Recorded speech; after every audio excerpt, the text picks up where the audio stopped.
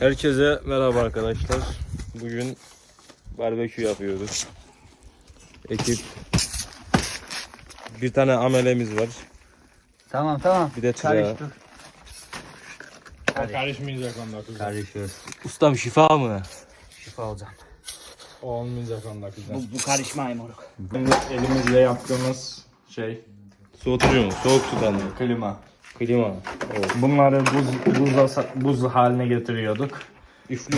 Bak bariyle araba şeyi koymuşum fitili. Of. Kapağı kapanınca şey yapmasın. Of ustam. Yapmışız abi. Bak yandan delikleri var. Buradan mantileydi. Üflüyor Hava usta. vuruyordu. Buradan üflüyordu amına. Zaram şuradan Rusya gözüküyor. Rusya. Tepe mi orası? Evet hocam. Vazgeçtik.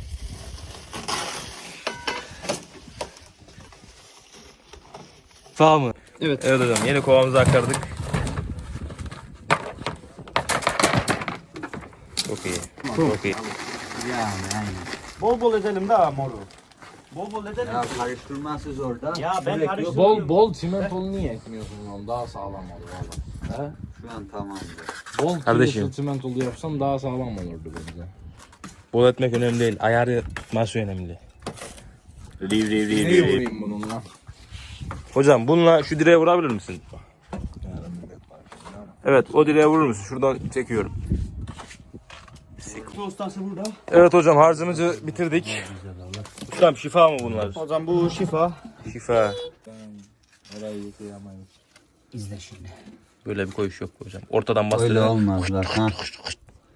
Hiç izlemedin mi TikTok'ta inşaatçı dayılar? Yapacaksın hani amatörlü. Akilla burada usta var. Amatör sistemi. Tak indir kaldır indir kaldır. Basacak yapacaksın sürekli. Bat at at at. Aynen bak. Biber. Ya Çok sulu mu oldu lan? hepsini At, çok hepsine. iyi yere.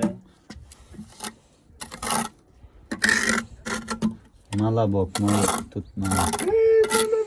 Çok sulu oldu. Şifa mı? Arkadaşlar kaldığımız yerden devam. ATV'yle evet tavuk falan almaya gittik. Adamlar dikmiş. Ali Ustam bu işi yapıyor be. Ali Ustam dikmiş. Ali Usta senin için tavuk aldım. Everyday diri kage düşün müzikine slow ya da no with they side back at the mid no throw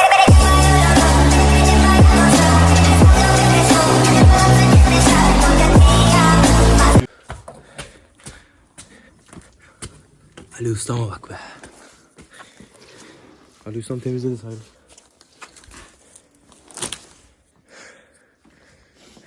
Ellerim donmuyor ama. Evet arkadaşlar. Barbekü mangal ya da şivas dedik. Ama şu var. İlk şivas yok evet. İlk mahsul hocam. Amanı satayım çok iyi ettim ha. Al kardeş. İlk partinin buçu.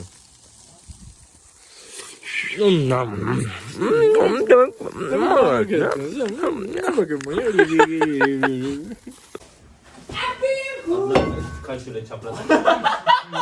Tipi gördün mü? Tipi gördün. Ama onu çekmiyor. Alıyor. Yeneceğiz. Reis bu sigarada bir gariplik var ya.